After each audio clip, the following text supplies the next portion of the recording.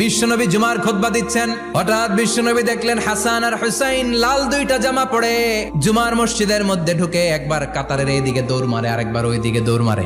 বিশ্বনবী খুতবা থামিয়ে দিলেন, মিম্বার থেকে নেমে হাসান হুসাইনকে দুই হাতে টানতে টানতে মিম্বারের উপরে নিয়ে আসলেন যাতে মুসল্লিদের ডিস্টার্ব না হয়ে যায়। হাসানকে ডান হাতে ধরে হুসাইনকে বা হাতে ধরে বাকি খুতবাটা বিশ্বনবী তখন শেষ করলেন।